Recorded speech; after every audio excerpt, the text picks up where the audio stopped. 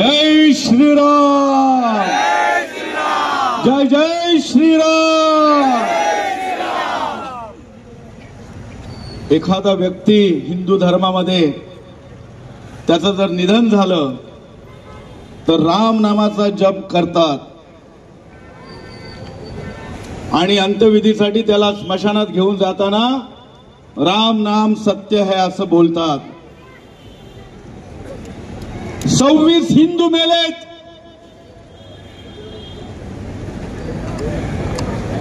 मारणारे पाकडे आहेत आणि त्यांची पिल्लावर या हिंदुस्थानामध्ये अजून जिवंत आहेत।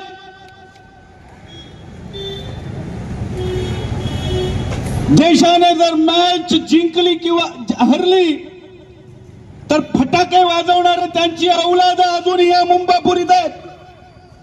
या सर्वांना एक चेतावणी देतो आम्ही इथून, यापुढे तुमचं हे पाकिस्तान प्रेम चालणार नाही। तुम्हाला इथेच काढून टाकू।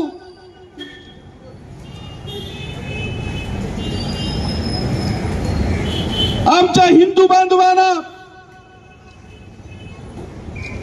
पर्यटनासाठी गेलेल्या पहलगाम मध्ये जात विचारली नाही। तुम्ही ब्राह्मणात, क्षत्रियात, शूद्रात, दलितात काही विचारलं नाही। फक्त नाव विचारलं आणि डोक्यात गोळ्या टाकल्या।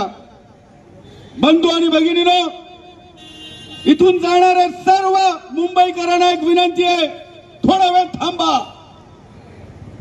आज पहलगाम मध्ये झालं, उद्या तुमच्या घरामध्ये हे राक्षस येतील, तुमच्या आया बहिणींची इज्जत लुटतील, तुमचे गळे कापतील। पहलगाम मध्ये जे मेले ते माझे कोण नाही असं चुकूनही मनात आणू नका। ते आपले बांधव होते, ते हिंदू होते आणि हिंदू होते म्हणून त्याला मारण्यात आलेलं आहे, हे तुम्ही लक्षात ठेवा। 47 मध्ये देशाचं विभाजन झालं, त्यावेळेला एका महात्म्याने ज्यांना इथे राहायचं त्यांनी इथे राहा आणि बाकीच्यांना ज्यांना जायचं तिथे जा असं सांगितलं। पण 47च्या फाळणीमध्ये कशा प्रकारे हिंदूंना तिथून पलायन करावं लागलं, पण इथे असलेल्या मुसलमानांना संरक्षण दिलं गेलं।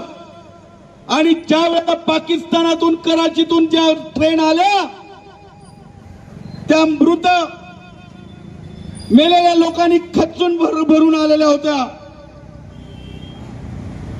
महिलांना, मुलांना सोडलं नव्हतं, त्यांना कापलं होतं। जरा इतिहास वाचा,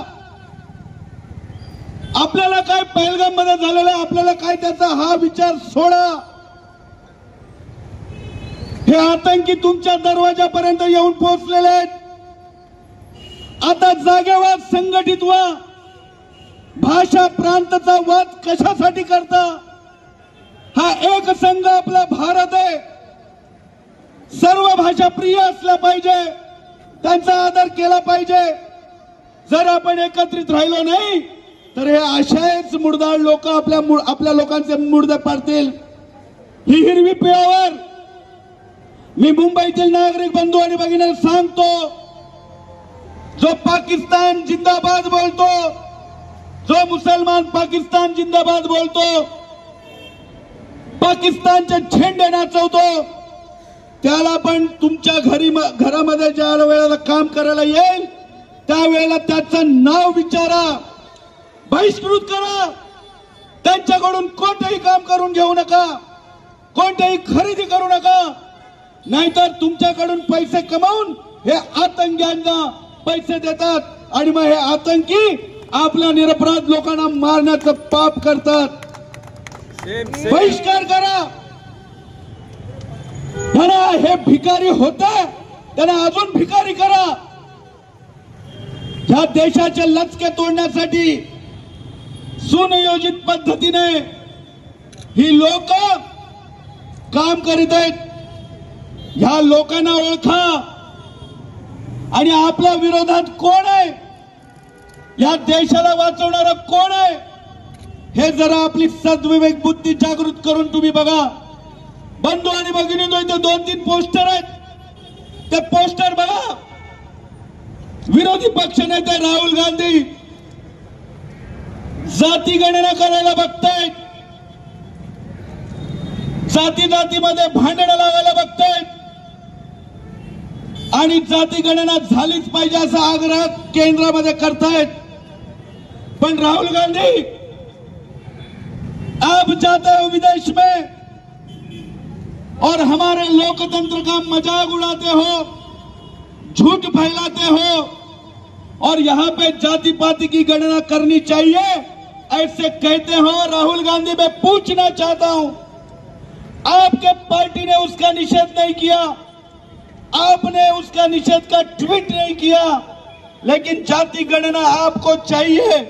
क्या उन आतंकवादियों ने जाति के नाम पर पूछा और मारा? तो उसका उत्तर है नहीं दोस्तों. उन्होंने सिर्फ नाम पूछा, तू राम है, तू श्याम है, तू दीपक है, तो उनके सर में गोली दाग दी. नई नई शादी हुई वो दुल्हन का जो फोटो अगर देखोगे तो आंख भर आएगी. सुनहरे सपने देखकर वो गए थे घूमने के लिए, अपने परिवार के लिए, आगे की सब एक दूसरे मियां बीवी वहां पर एक स्वप्न के माध्यम देखने के लिए वहां पर गए थे. लेकिन क्या हुआ? नाम पूछकर उसके सामने उसके पति के सर पर गोली दाग दी इन लोगों ने, कमीनों ने, पापियों ने. क्या इनको छोड़ना चाहिए? यह आक्रोश आप लोगों के बीच में नहीं है. दूसरा पोस्टर देखिए. शरद पवार की सुपुत्री सुप्रिया सुले कहती हैं फायरिंग में मरे हुए लोग. अरे सुप्रिया ताई, लाज वाटली पाहिजे तुम्हाला, लाज वाटली पाहिजे. तुम्हाला आतंक्यांनी मारलं, त्यांना ठरवून मारलं. तुम्ही म्हणता फायरिंग मध्ये मेलेली लोक, त्यांना ते आतंकी हा शब्द त्यांच्या भाषणात वापरायचा नाहीये. किती लांगुल चालन कराल तुम्ही मतासाठी? हे असल्या लोकांना जोडे मारले पाहिजे. ज्या वेळेला मुंबईमध्ये बॉम्बस्फोट झाले त्यावेळेला ह्यांच्या पिताश्री म्हणाले की एक बॉम्बस्फोट आम्ही मुद्दा म्हणून असं सांगितलं की ते मुसलमान वस्तीमध्ये झालेला आणि ते लपवलं आम्ही. हे अशी कीड राजकीय कीड गेल्या 50 वर्षामध्ये एनसीपीच्या माध्यमातून आपण पाहतोय, एनसीपीच्या माध्यमातून पाहतोय. ही लोकच हिंदूंच्या विरोधक आहेत. ह्या लोकांना देखील आपण चपलेने मारलं पाहिजे जर मत मागायला आली तर. ओमर अब्दुल्ला पण काय म्हणतो, आमच्या इथे आलेल्या पर्यटकांचा जे मृत्यू झालाय त्याबद्दल आम्ही शोक व्यक्त करतो. अरे कुत्रिया डुकरा, ओमर अब्दुल्ला, तुम सुअर की औलाद हो. ये पर्यटक नहीं है, तुम्हारे बाप का कश्मीर नहीं है. ये कश्मीर है हिंदुस्तान का, नहीं किसी के बाप का. ये तुम्हारे बाप का कश्मीर नहीं है, ये कश्मीर भारत का है, भारत माता का मुकुटमणि है. जब तक सूरज चांद रहेगा तब तक कश्मीर हमारा रहेगा, ये हम आपको बताना चाहते हैं. ओमर अब्दुल्ला कहता है कि पर्यटक जो आए थे उनके ऊपर जो हमला हुआ उसमें जो मारे गए उनको हम श्रद्धांजलि देते हैं. अरे थू तुम्हारे जिंदगी के ऊपर. ओमर अब्दुल्ला, याद रखो जो 26 शहीद मारे गए हैं, तुम उनके आका हो, आतंकियों के आका हो.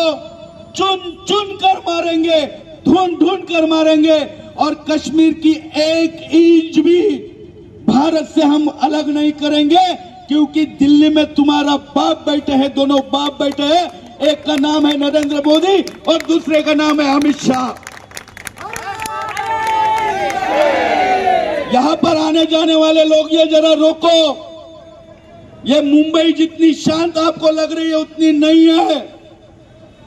मालवनी में भी हिंदुओं के ऊपर अत्याचार हो रहा है, भाईकला में भी हिंदुओं के ऊपर अत्याचार हो रहा है, बहरमपाड़े में भी हिंदुओं के ऊपर अत्याचार हो रहा है, डोंबिवली में भी अत्याचार हो रहा है. जागो, भाषा प्रांत में ना बटो. जाति पाति में मत बटो, नहीं तो एक रहोगे तो सेब रहोगे, नहीं तो काटे जाओगे। ये नारा आप लोग याद रखो। हम सब जब एक हो जाएंगे, इनको भागना पड़ेगा। हम यहीं पर अपने देश के खिलाफ जो वक्तव्य करेगा, अपने देश के ऊपर आग उठाकर जो देखेगा, हम उनको इसी जमीन में गाड़ेंगे। ये इतिहास है, आप पढ़ना और लिखना और देखना। आप जाति पूछकर उनको मार रहे हो, जाति नहीं धर्म पूछकर मारा है। और कहते हैं आतंकियों का कोई धर्म नहीं होता, तो हर आतंकी मुसलमान क्यों होता है? ये सवाल का जवाब कौन देगा? कहां गए वो वामपंथी?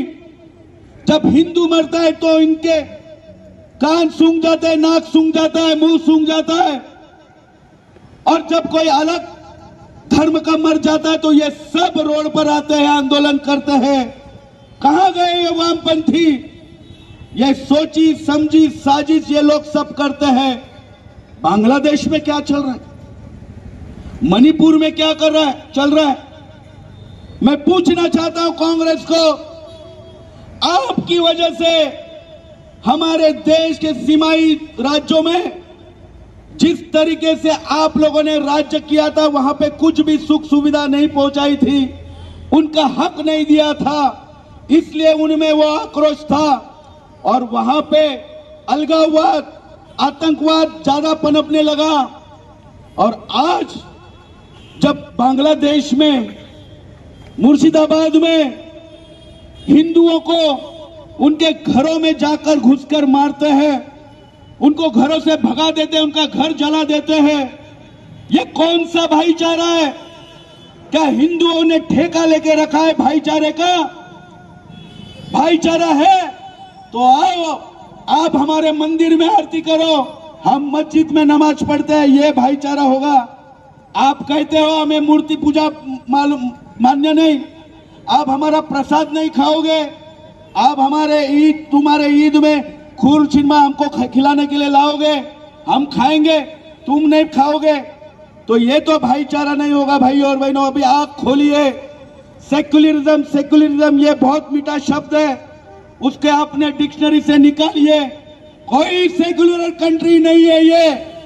हम कहते हैं ये हिंदुओं का देश और ये हिंदुस्तान है।